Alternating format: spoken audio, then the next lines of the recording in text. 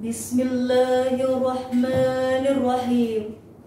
Assalamualaikum warahmatullahi wabarakatuh. A'udzu billahi minasy syaithanir rajim. Bismillahirrahmanirrahim. Alhamdulillahi rabbil alamin. Hamdan yuwafi ni'amahu wa yukafi'u mazidah. Ya Rabbana lakal hamdu wa lakal syukru kama yanbaghi li jalali wajhikal karimi azimi sultanik.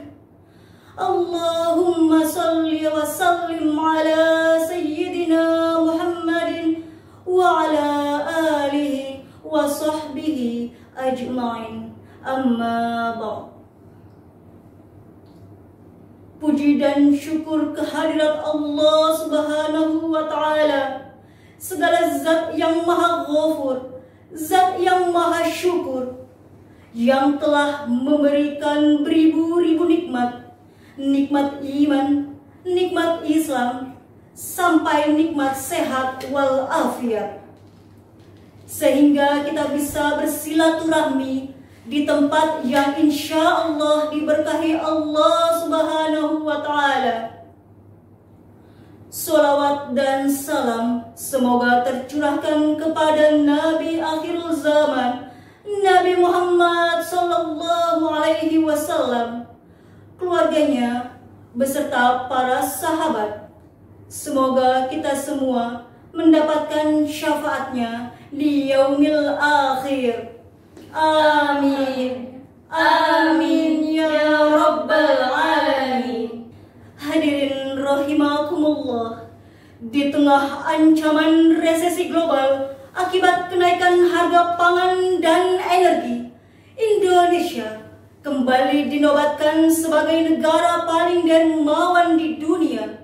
Indonesia kembali dikukuhkan sebagai negara paling dermawan di dunia versi World Giving Index 2021, di mana Indonesia di peringkat pertama dengan skor 69%, naik dari skor 59% di indeks tahunan terakhir yang diterbitkan pada tahun 2018.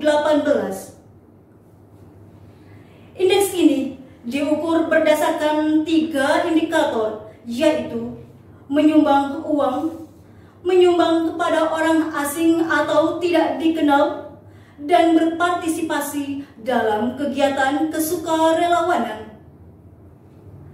Menteri Agama Republik Indonesia menyebutkan hal ini didorong dari penguatan tata kelola zakat, infak, dan sedekah dalam 20 tahun terakhir. Keberhasilan Indonesia untuk mempertahankan posisinya sebagai bangsa pemurah didukung oleh beberapa faktor. Kuatnya pengaruh ajaran agama dan tradisi lokal yang berkaitan dengan keadaan berderma dan menolong sesama di Indonesia.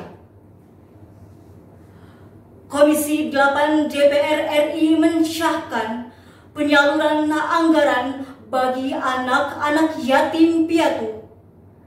Tugas pemerintah tentunya melakukan monitoring terhadap anggaran tersebut, agar anggaran tersebut tidak jatuh ke tangan yang tidak berhak menerima, apalagi jika sampai diselewengkan. Nauzubillahi min zalik. Namun demikian, atas dasar inilah, maka izinkan kami dari kelompok Imro'ah Mutahamisa akan menyampaikan sarahan yang berjudul Keutamaan Menyayangi Anak Yatim. Islam mengajarkan umatnya seluruh kegiatan apapun yang ada di dunia ini, seperti halnya dalam memuliakan anak yatim, Islam memberikan kemuliaan bagi anak yatim. Maka dari itulah Islam melarang umatnya untuk menyinggung perasaan anak yatim. Semua itu diajarkan dari ayat-ayat Al-Quran dan juga hadis Nabi Shallallahu Alaihi Wasallam. Sebagaimana dengan firman Allah Al-Quran surat Al-Ma'un ayat 1 sampai 7.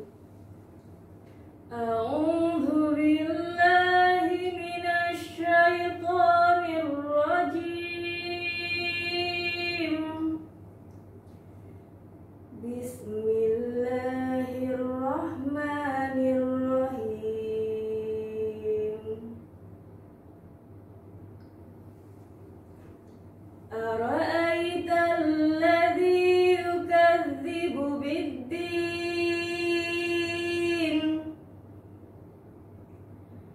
fadzalikal ladzi yad'ul yatim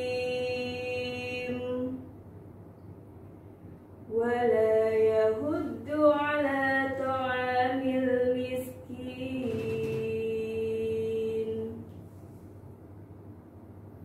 Fawailul lil musallin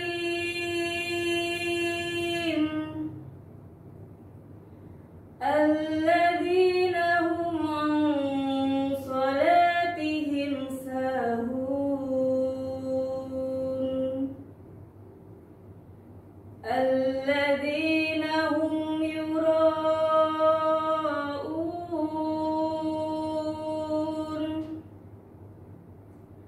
wa yamna'una al-ma'un.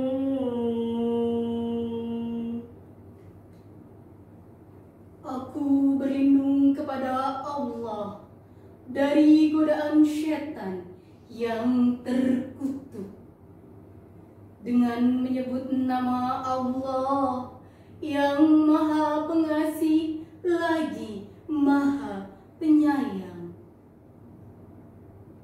Tahukah kamu orang yang mendustakan agama, maka itulah orang yang menghardik anak yatim dan tidak mendorong memberi makan orang miskin, maka celakalah orang yang sholat, yaitu orang yang lalai terhadap sholatnya, yang berbuat ria dan enggan memberi bantuan.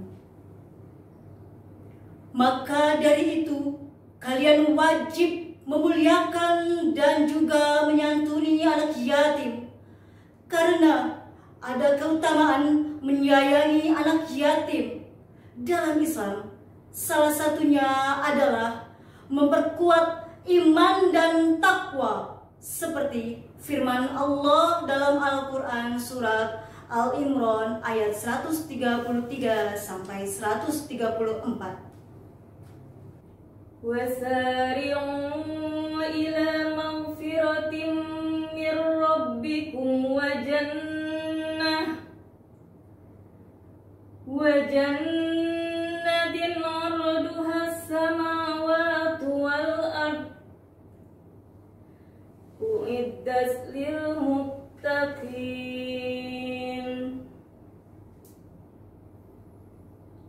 alladzina yunfikuna fis sarra'i wad dharra'i wal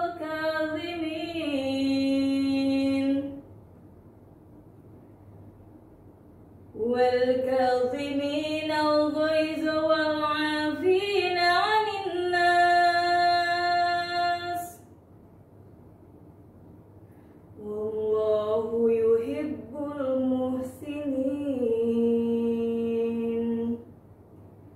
Sadaqallahul azim.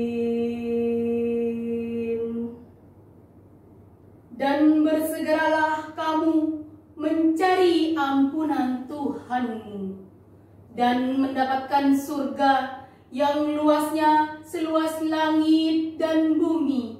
yang disediakan bagi orang-orang yang bertakwa, yaitu orang-orang yang berinfak baik di waktu lapang maupun waktu sempit, dan orang-orang yang menahan amarahnya dan memaafkan kesalahan orang lain, dan Allah mencintai orang yang berbuat kebaikan. Hadirin rahimakumullah, menurut Ustadz Mahbub, salah satu cara kita berbuat baik kepada anak yatim adalah dengan memberikan bantuan sedekah maupun mengucapkan kata-kata baik kepada mereka. Dalam tafsir Al-Quran Al-Azim karya Ibnu Katsir, terdapat 3 sifat yang dimiliki orang yang bertakwa. Di antaranya, pertama, orang yang menginfakkan hartanya di jalan Allah dalam keadaan yang lapang dan sempit. Artinya, dalam keadaan apapun orang tersebut selalu melakukan infak atau menggunakan hartanya di jalan Allah.